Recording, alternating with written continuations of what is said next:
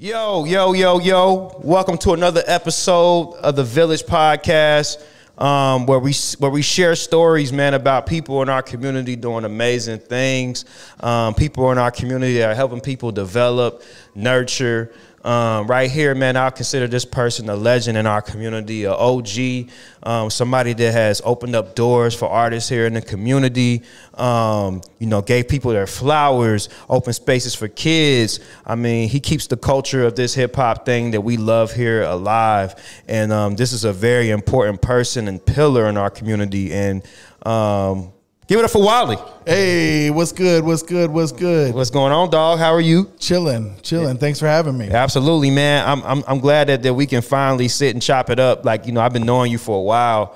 I think we met in like, man, maybe it was like 2017, maybe 2016, maybe 2017, 18. Yeah, for sure, man. And we've always had brief conversations, but we never really chopped it up, like really sat, and kind of just talked. But I've always respected you, you know what I mean? So I kind of want to know a little bit more about you, man, and like just your origin story. Are you from Cincinnati? Where'd you grow up? Like, just that type of thing, man. So yeah, so I'm from Cincinnati. Grew up in Wyoming, just up the road, until 8th grade, and then I moved to Houston. My family, we moved down to Houston in the middle of 8th grade until through sophomore year. And then we moved back to Lakota, to Westchester. For my final 2 years of high school. Then I went back down to Texas for college. So I went to Texas A&M. And you went to college for marketing. Yeah. So got my marketing degree down there. Moved out to LA for a couple years. I was actually a youth pastor. Really? Yep. Okay. At a Presbyterian church out there in LA, a little city called Glendale, which is just north of LA. And then moved to Vail, Colorado for a little bit. Did some snowboarding. Wow. Nice. For a season. Went back to LA, and then I've been in Texas for like the last 20 years before I moved back here. Yeah. That's dope. So you've been around, man. Been a couple places. Yeah, you've been around, man.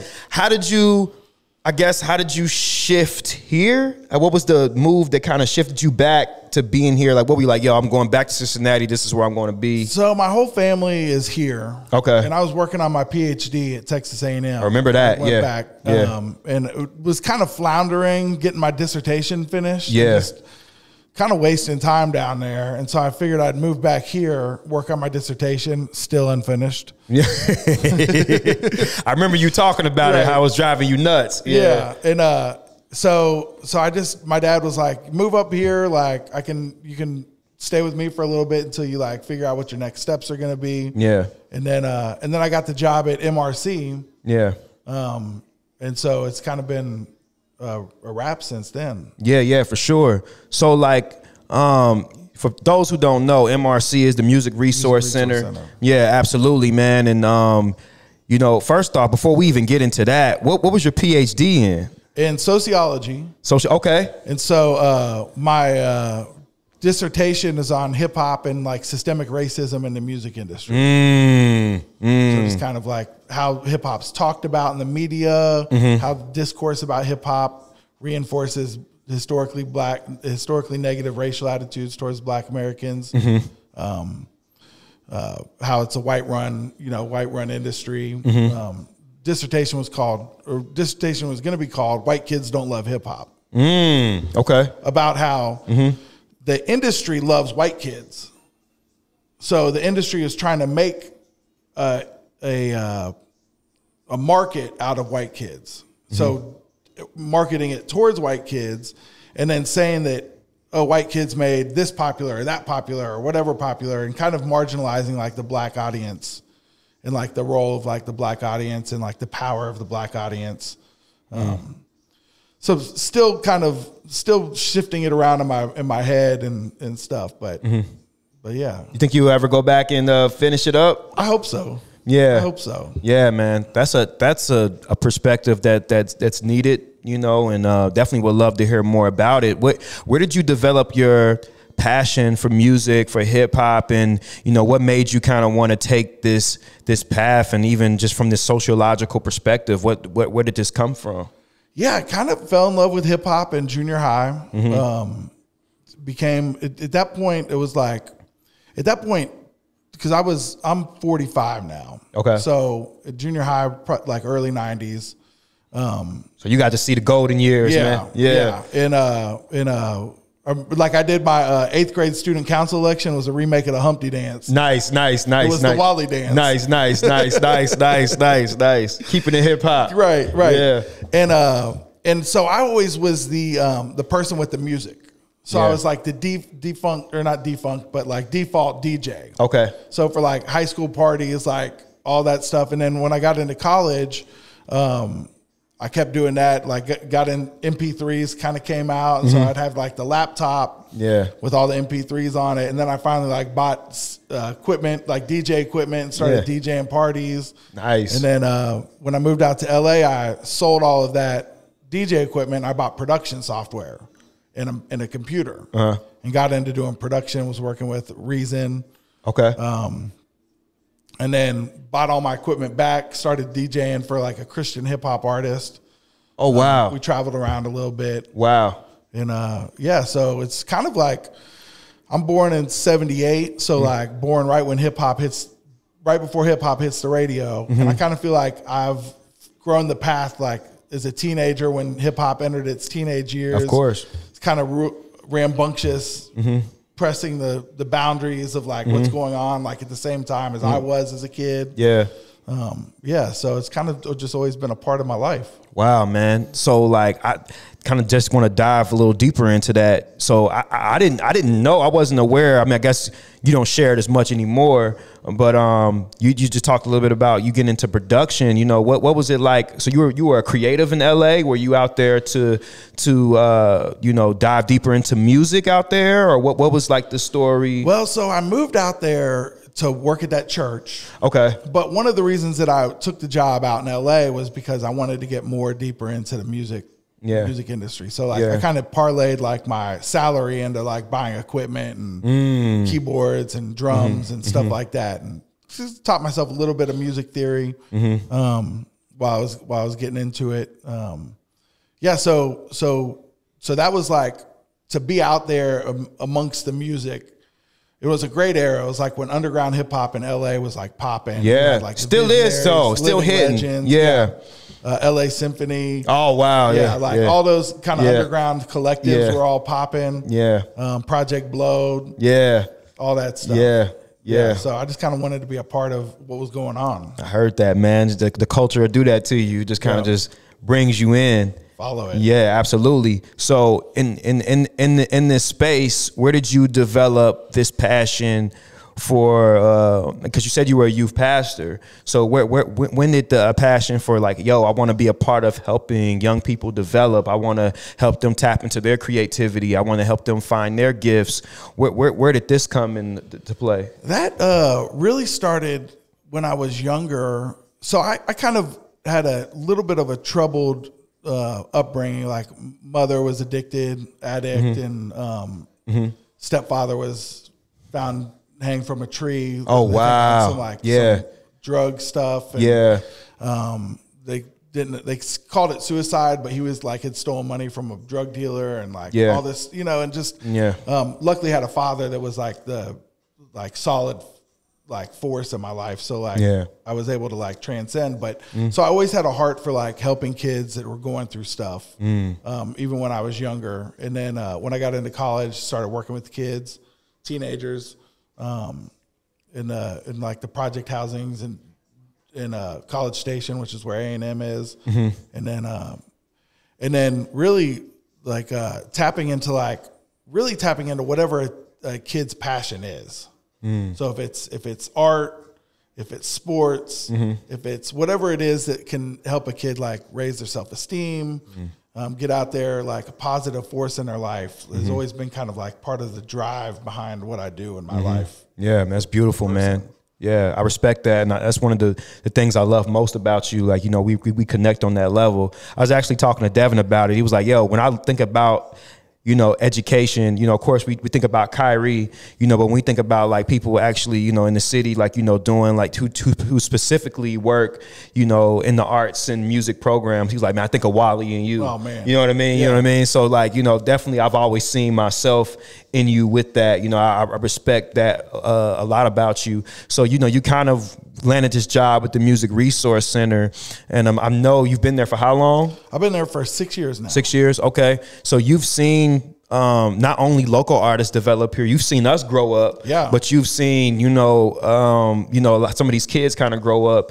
You know, do you have anything to share about some of the stories that you've kind of seen, like that impacted some of these kids from just being in these programs, man? Yeah, man. There's so many stories of kids that come through at Music Resource Center that come through. I think of one person, Sean, there came in real timid, just kind of rode the wall basically at the center, and just kind of hung out, but didn't really get into the lab or like. And then one time they decided to perform and literally changed their life. They got up on stage, sang.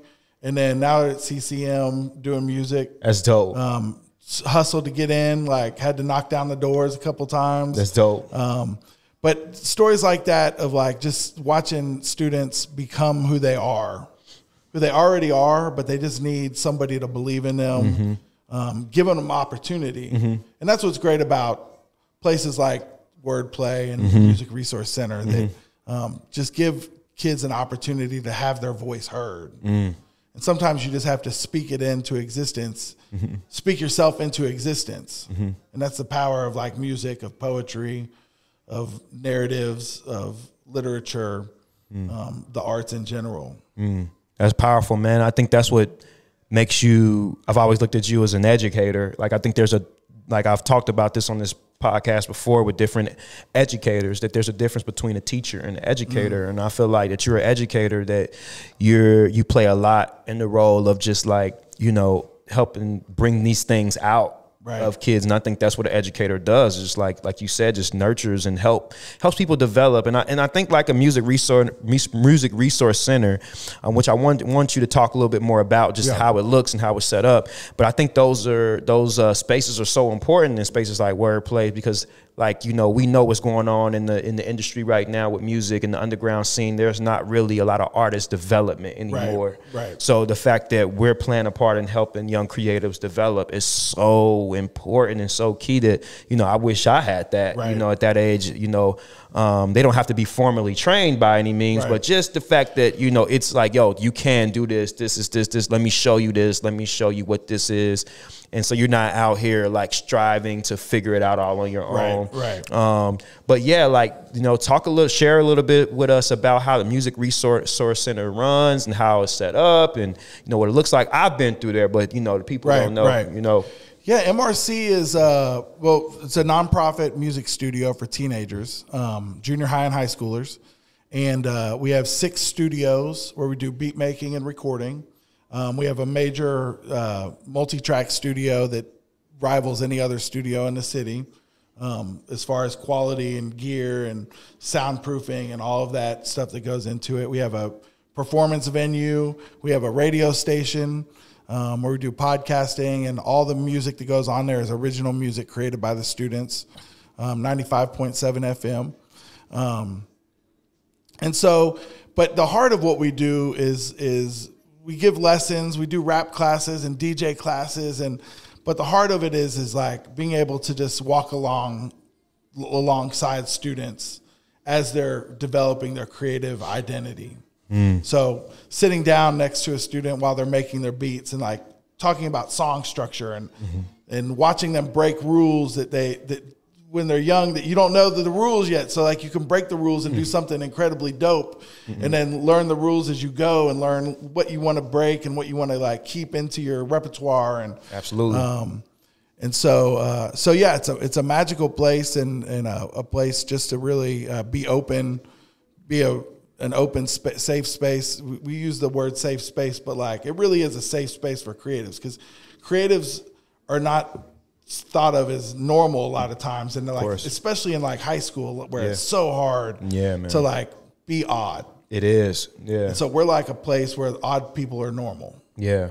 I had a parent who was talking about their son, and she said he's slightly on the autism scale, and she said that this was one of the first places that he was able to like be himself and be free, be able to break out freestyling whenever he wants to, or start singing, or run around and play keys and play drums and do whatever and make friends, and like one of the first places he's able to make friends and just be himself. Absolutely. Because it's safe there to be a little off kilter. Of course. Yeah. So it's a cool spot. Yeah, man. That's necessary, man. I love it in there. Every time I walk in there, I'm like, yo, I get chills, but I'm just like, yo, just all the rooms and, you know, the studios, the bigger studio, like, you know, and just how they have smaller ones. And it's just so cool. So if you haven't tapped into the Music Resource Center, there's actually a parent here the other day for the open mic. She was just like, yo, I'm looking to get my daughter into some type of music lesson, like Music Resource Center. Like, yeah, please go over there. Yeah. Like, you know, it's necessary, man. And yeah, so thank you for doing that work, you know, and we really appreciate that, man. You know, kind of want to dive deeper into, like, you know, your perspective on music. You're a well-read person. You're always studying the game. You're always studying the culture.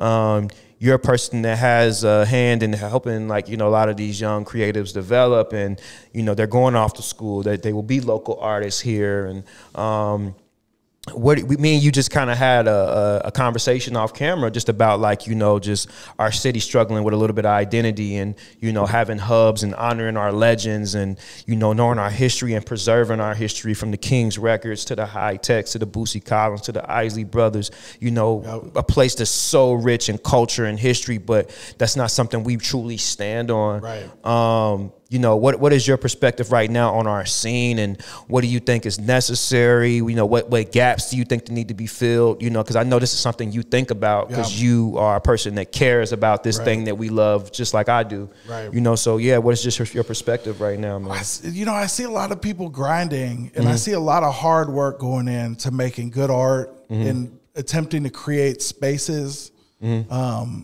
for other artists to flourish. I think of, like, Devin, what he's doing at Mecca. I think about Stylitics, what he's doing with the Warmth culture, and the different DJs that we have, and MCs and producers. And really, we have one of the most talented cities in America. I would put our MCs up against the underground MCs in any city. Agreed. And the same thing with our DJs and producers. Like, our producers get a lot more shine, like, nationally, with placements. And who was it? M80 that just got the Grammy. Yeah. We got there's Evan over there at Timeless. Evan, big ups to Evan, Timeless. And so I think that we're missing a central organizing place, kind of like what the Mockbee was. Yeah. Like a space that is hip hop, in a space where, like, hip hop can breathe and live and incubate young artists. That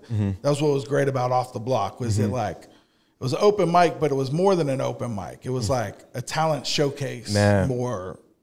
And so many of the artists that are now, like, the top of the game came up through something like that. Of course. Think back the history of, like, Top Cats back in the day, and Scribble Jam, and how important those were to the city and, like, the region, like, of developing the underground scene, national underground scene. Cincinnati really is centrally located to be, like, a hub for the Midwest region. Agreed. And should be. But, you know, it's puzzling to think about, like, what it takes to make a music city, or a hip hop city. Yeah. But I think, you know, honoring our legends, High Tech, Mood, Jabri, the Bond Hill crew. Yeah, man. That Common always shouts out. Big ups to the Bond Hill crew. Yeah. You know, we've been doing it for a long time, but we forget our past with every iteration of new hip hop that comes through. Yeah. It's like we have to continue to keep telling our story. Yeah. As who we are as a city, to remind ourselves. And then I think there's, like, it's an easy city to kind of blow up a little bit, and it's hard to remember like that we're just like to be big in a local scene is like to stay humble still. Yeah, for sure. Yeah, absolutely. To keep that humility of knowing like even in the music scene, like a lot of people still don't know who we are. Yeah, as a hip hop. They don't. Hip hop artist. Yeah. And then definitely when we move out, but like staying humble and keeping that work ethic and like hungry to like get on mics and and collaborate and and build with each other. It's easy to like kind of separate into different camps. Yeah. And I think this happens with every generation of hip hop in the city is like kind of come up together and then separate into different camps. Yeah, I see that. And a lot of that might be natural. Yeah, and I think it probably happens in a lot of cities, but I think that it's just an unfortunate fracture that happens every 10 years. Yeah, I see that happen a lot, you know, and you know, which is unfortunate. You know, me and Devin actually had a conversation the other day where we were just talking about how like you know, he was like, man, I'm doing I don't know if he was or somebody. He's like, yo, we're gonna throw a 420 show. But why are there two other collectives? They're going to do a 420 show when we're all one scene. Why are we not having one big collective 420 show? Why is it another scene that's doing performances over there? Why is there not a meeting where we're all sitting down, like, you know, like a mafia meeting where we're all sitting down, like these are the people like from a council, like a hip hop council, hip hop council, like yo, we're gonna do this over here, we're gonna do this over here. You know, there is not, you know, there is not that. You know, one thing I see, I just recently came up from New York and I was sitting down talking to some people, and you know, I know there's different boroughs, and I know there's people that kind of like, you know, that they still may be at odds and stuff like that. But one thing they all have in common, I'm from New York. You know what I mean? I'm a New Yorker. Right. You know, it's like I don't hear our culture talk about that a lot. Like I'm a Cincinnatian, you know. And I don't know how we project that, because like I was telling you earlier, like, you know, which is nothing wrong with that. I just feel like there's room for all the textures and all the colors. Yeah. When we look at our scene, we're looking at like, you know, oh, you from Cincinnati? Oh, that's Young Butter, Lantana. Right. You know, which are dope. Those are legends. You know, Black Rain. You know, all those. Which those cats are nice. You know what I mean? But you know, you don't talk about that backpack scene. Or, you know, I don't know where it's going. I don't know where it's shifting. You know, I have no idea what even. I think part of it is there's another way to look at it too. Is like that it's kind of the gift and the curse of having a mid-sized city. Yeah, there's enough room for all of these different scenes to develop. Yeah, in different. I don't want to say cliques, but like different like collectives of groups kind of moving in different directions, because the city's just big enough to be able to do different things at different places. Agreed. Yeah. And there's just enough spaces that are open to doing stuff with us. And so so I think that it might be part of just a natural part of like of having a city that like values hip hop. Yeah, because the city does, like, there is a decent following. That, it is. Yeah, it's been hard to get people out to shows after the pandemic. But there's kind of a gift and a curse, I think, to the city as it is. But if we keep hustling, I don't think Cincinnati's ever going to be Detroit. Or it's Atlanta. Not. It just won't. It just won't. Yeah. But there's room for people to develop as artists, as individuals, of course, to come together, to collaborate. And there's enough room, there's enough talent, it's spaces for talent to develop for people to become successful in music. Agreed. In hip hop. Agreed. So I think it's going down out there, ain't it? Yep. Big storm now. Yeah, for sure. So I try to like balance like my critique of the city with like, we have a very special city, hip hop city. We do. And I don't know, I follow a lot of like underground artists, and they all have the same complaints about their city. Not enough support. Yeah. Crabs in a barrel. Yeah. Not enough collaboration. Yeah. You know, like the same disappointments with their city or like throughout all like of course mid-level cities. Yeah. So I think it's part of the game. Yeah, it's part of it. Yeah. Instead of just us having a unique experience, you know. So I definitely hear you, and I definitely understand. Yeah, I think I definitely think we need to work together more. Yeah. And also I don't know what needs to happen. You know, it's interesting, you know, like you say, we'll never be a Detroit or never be that. But it's like, you know, I've considered, like, I was talking to MC Till about it. Shout out to MC Till. Yeah, big shout out to MC Till. I was just thinking like, yo, like, you know, if I brought like a Sky Zoo here, or if I brought an Elzai here, you know, if I did that, if we paid for them to come here, who will really come? You know, who will understand who they are and the magnitude of they are. But if, you know, they go up to Detroit, it's going to be packed. Right. You know, but like, do they understand who these people are? You know, but you know, me and you both were at the Jizza joint, and we seen how many people came out to see Jizza. So we like, yo, so there is a scene here, but how do we get those people? There's some type of disconnect. And I asked a guy in the crowd, so, you know, you ever come out to local shows? He said, we don't have a local scene here. That's what's crazy. You know what I mean? Have, like, for as many people that are aware of the local scene, there's more, and that was part of my point of like keeping a humble spirit as an artist, is that like the music scene, the hip hop scene is big enough to be known within it. Yeah. But still outside of it, in the greater culture of like the city, there's more people that don't know who you are as an artist than people that do know who you are. Exactly. 100%. Or there are more people that don't know about our underground hip hop scene here than there are that do know about it. Of course. So, but it's easy to be big fish in a small pond within the music community. Yeah, it is. Yeah. Kind of like the downtown scene. Yeah, for sure. And so, and especially if you start bridging out, and I think it goes with like those guys like Elzai, Sky Zoo, like Torre. They know, like, as big as they get on the underground to the hip hop heads, they're still like hip hop heads that don't know who they are. They don't know who they are. Yeah. And these are the dopest MCs in the game. Yeah, for sure. I agree. Yeah.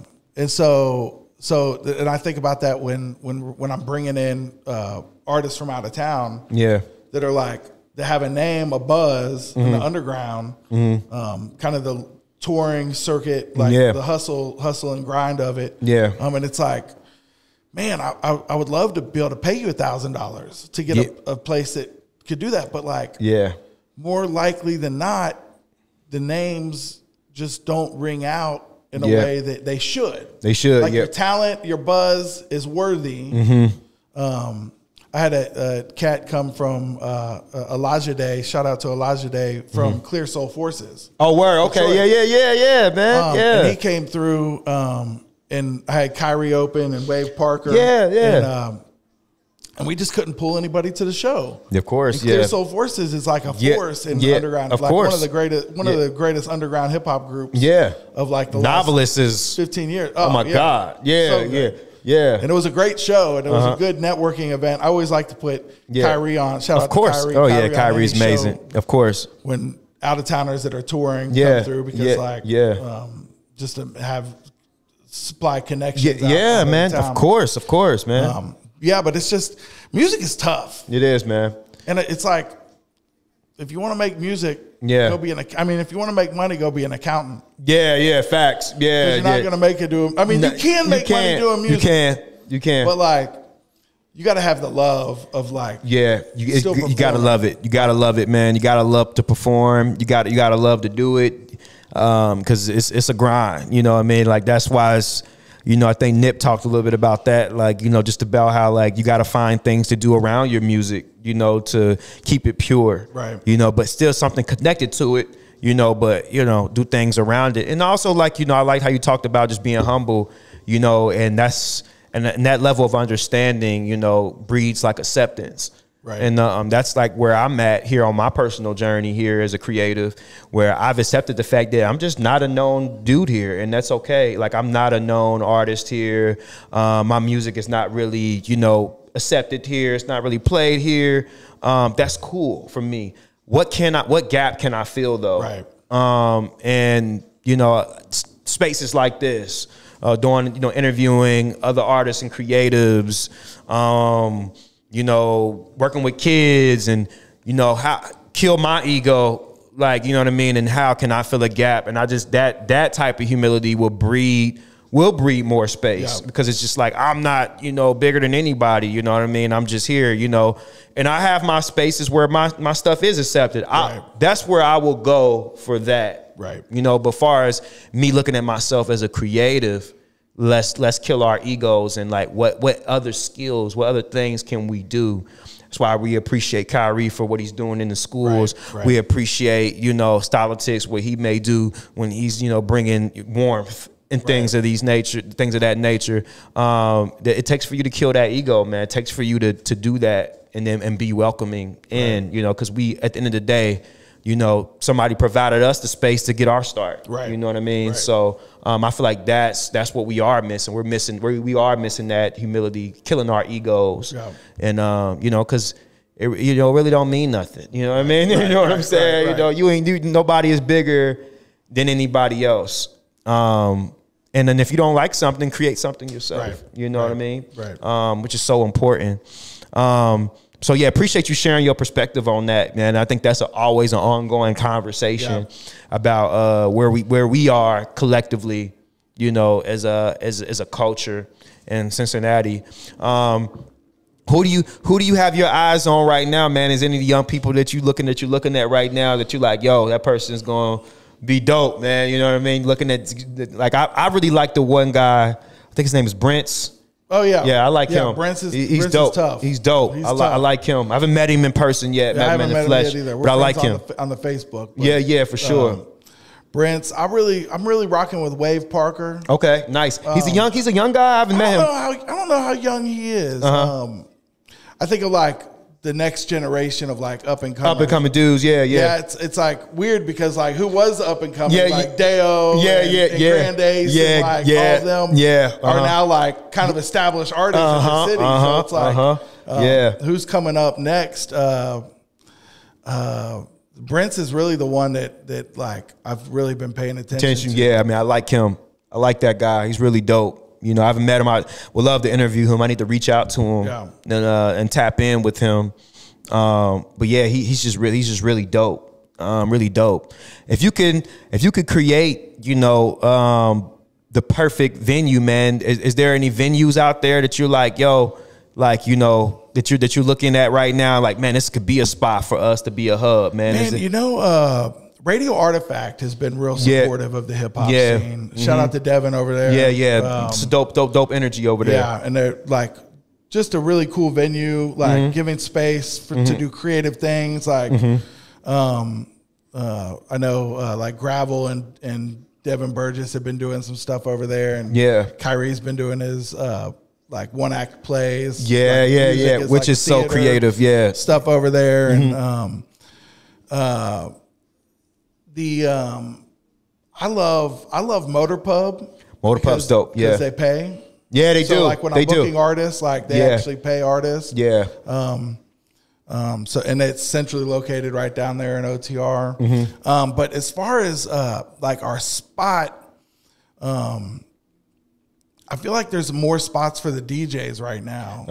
The DJs are killing it. Yeah, they are. They are. Revel. Revel with the DJs at Revel, and they're doing open turntables at Righteous Room on Wednesdays. Okay. I know Young Li is going to be out there on Wednesday. His like DJ group. Okay. Are kind of hosting that. Nice. I would like to see maybe some of those DJ collective areas could include an MC. Yeah.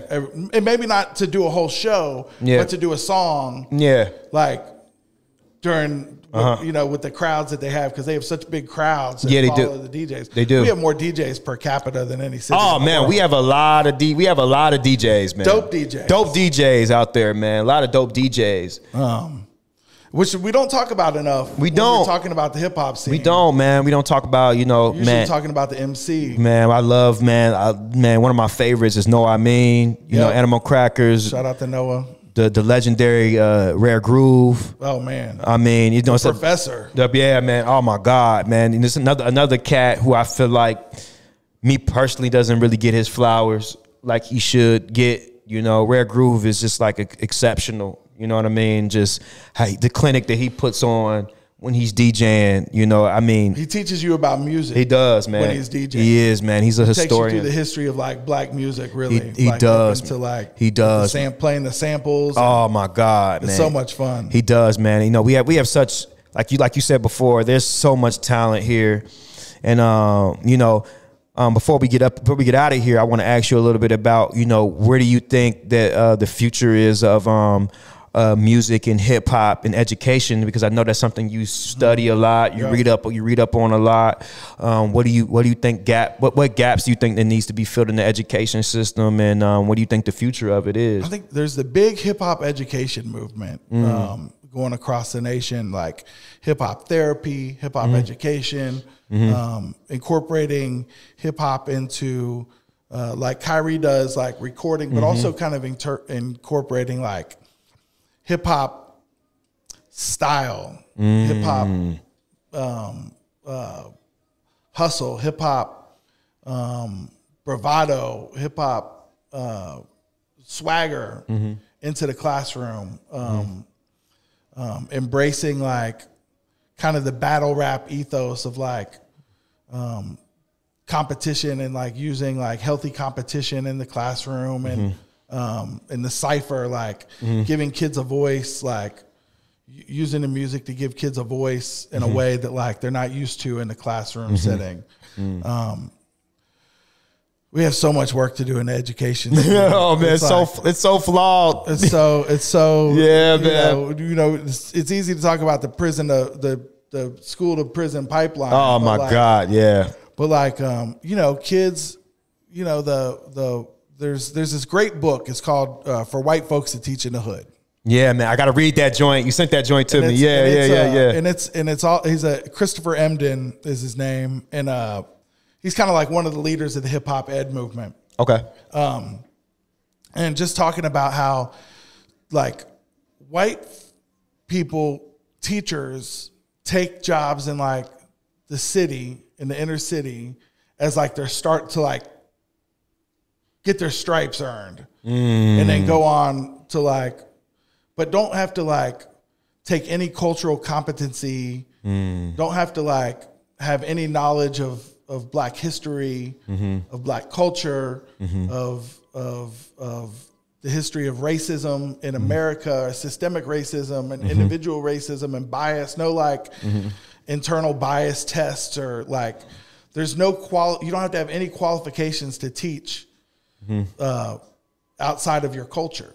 And so a lot of what Emdin talks about is like developing, like actually studying and doing your research of the culture to not do damage. A lot of us white educators, and I'll put myself in there too, because I have so much to learn, and to have this privilege of whiteness in America is to reinforce the system. So regardless of like the best attempts to disable the system, I'm still reinforcing it just because I'm white in America. But you know, we do so much harm because of our privilege enables us to enact whiteness in spaces, especially in Black spaces, that is elevated, or recirculates that privilege at the expense of our Black kids that we're teaching. And that's a heavy. We could do like a whole nother podcast about this, of course. But I think that in the spaces, that's where I've taken as like my role in working against racism is like educating other white folks. First doing the work on myself, and then sharing those. That's why I'm always sharing the books. Yeah. Sharing parts of the books or quotes or stuff online, and then suggesting books and having these tough conversations. But I think that's hip hop taught me about racism. Yeah. Hip hop taught me about my privilege and about oppression and about and I think that hip hop can at its best, hip hop at its purest, at its best is an educational tool. Yes, that's a bar. Absolutely. 100%. That's what it's always been. And it's so necessary. And I like how you talked about not just some people, when they think about hip hop, they only think about rap. Right. They don't think about the elements. They don't think about the culture itself. Right. Everything around it, the graffiti, the actual visual art, the dance, the choreography, just bringing all the elements into the classroom and how that's so necessary. And I also do agree that there is a disconnect between the black and brown student, into like a white teacher. Like they may not be able to connect with them culturally, to be able to understand, like I was telling you about my struggles in the school, how I may come in there and I may be able to understand a certain thing a kid said. And I may be like, I get you. Or, something they may have went through as a child. Like I know culturally, it's not even necessarily a black or white thing. It's just like a cultural thing that like we may be able to relate to or connect to. And I think that opens up a door for more collaboration. Right. So do you think that, because this has been something that I've been thinking a lot about lately, it's just like some of these schools, it's still like kind of the outdated, antiquated thing of you got to have a special degree to come teach here, whoop-de-whoop-de-whoop. We do have teaching artists going into schools now. Like that is something that happens. What do you think about the future of that? Like, just teaching artists, actual local artists in general, collaborating with the education system and going into these schools and doing more, and not have to I can hire an MC. I can hire a graffiti artist. I can hire a dancer as a teacher. Their degree is their body of work. Right. Their degree is their credibility. Their degree is their art. Right. And not so caught up in you have to graduate it from this such and such and such. What do you see about, how that landscape, going forward? Yeah, I think that the teaching artist model is a really cool, bringing artists into the schools through, whether it's through nonprofits or whether the schools start doing it and hiring contract work of connecting artists. I think it's as good for the artist as it is for the student. Yeah. I agree. Say more. Go deeper. Because one of the reasons that I started the rap class at MRC was because there's not many places for rappers, MCs, producers, hip hop artists to give back.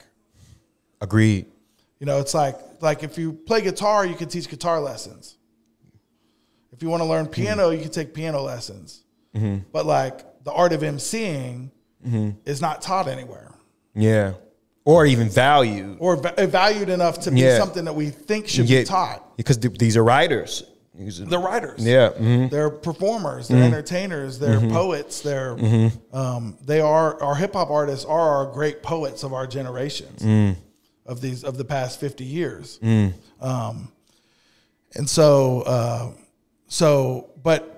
but I just noticed that when the guest rap coaches come in, the value that they get out of sharing their story and their just couple tips of to the students. Yeah. I think that the teachers, the artists get more out of it sometimes than even the students do. Yeah. But it connects the city together. It glues the city together in a way. I agree. Bringing the artists together through the school systems to raise up next generation of artists or kids that might not even just want to dabble in art or just know more about it. Or, they may not become artists, but the well-rounded citizens, art is one of the most important facets. Unfortunately, it's the first thing to get cut.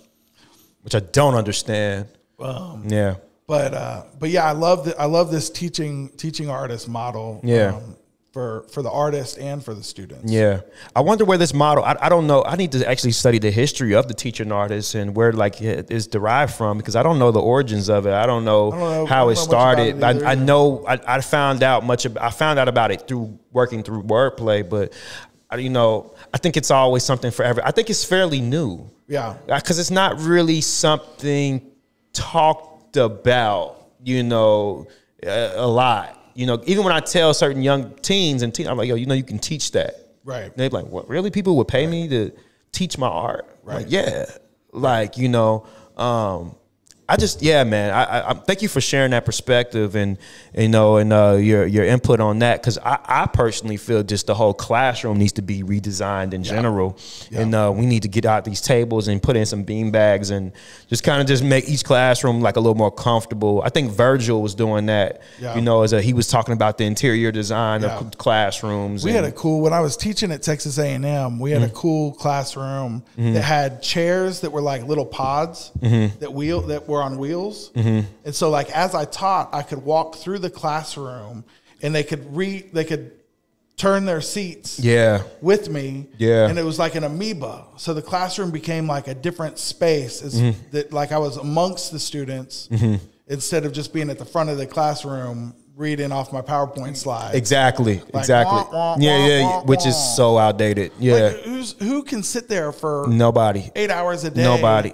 And just listen to teachers go. And big respect to our teachers. Definitely not. This is nothing but like, it's just antiquated. Yeah, it's outdated. Yeah, it's outdated. It's like you're wondering why this kid is getting up and go around. He's bored. You know what I mean? Let's just keep it real. He's bored. Sitting still for come on. hours. Like, let's make this a more interactive experience. And I understand, like, you know, it takes a lot to want to get up and do that, which I also think that, you know, some of these schools are going to shorter weeks, you know, Monday through Thursday.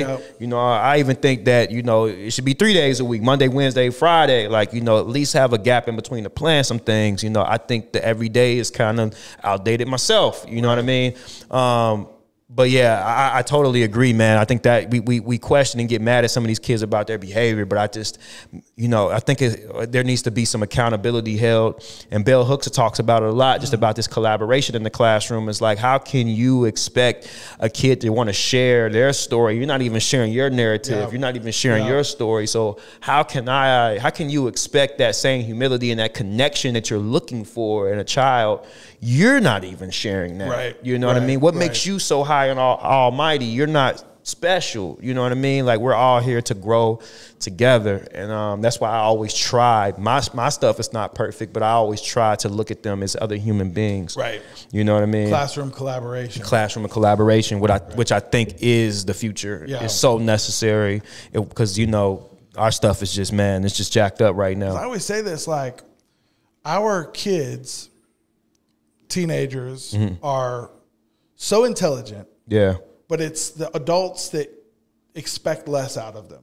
Like, we think that kids are not having deep conversations with each other. Not exploring spirituality and economics and asking questions about politics and like debating everything that we debated when we were kids. Like, just when we become adults, we think that kids are stupid. Right, exactly. But they're not like that. We treat them like they're that. Not. And kids pick up on that. They do. And they'll give you what you want. Absolutely. They'll act like, then they'll become disinterested. But like, vulnerability in the classroom. I like what you said about telling your story, letting them know that you're a human being, that you don't have to always be right and have the right answer, and like, we can learn. Teachers can learn from students. I think that's a great point. Yeah, man, for sure, man. Wally, man, I thank you for your contribution, man, to everything you do, man, in this community, man. And if I've never said it before, I'm telling you now, man, I just want to give you your flowers, man. I love the work that you do. I appreciate the work that you do, man. And I know it's not easy. It takes a lot, man. And, you know, I've always, I personally, man, like, just sitting here talking to you, I would love for Wally to have his own platform. I would love for you to, you know, share more, like, on social media, like, about some of your thoughts. You're such a bright mind, you know, such a brilliant dude. Thank you. You know, man, I would love for you to share more, you know, in the future, just about, you know, as a fan of what you do. You know, I would want you to share more, like, make more videos of just you talking just about these type of topics, you know, because you have so much to say. And but just thank you, brother. And anytime, in my personal opinion, like, you know, I feel like, you know, people can feel differently, but, you know, I feel like if you get a stamp from Wally, you know, it means something. That means something to me. You know, whenever you tell me, like, I like what you're doing, bro. You know, like I like what you're doing. Like when you told me the other day after the show, man, I appreciate your unique style. That meant a lot to me. You know what I mean? Like, you the OG. You know what I mean? So that means a lot. So just thank you for what you do for our culture, brother. And you know, man, you are an amazing person, man. Thank you. Appreciate that. Yeah, Thanks for sure, for bro. having me. Yeah, absolutely, man. That's been another episode of The Village, man. You know, check us out. We'll have more coming soon. And yeah, man, that's it, man. We out. We out.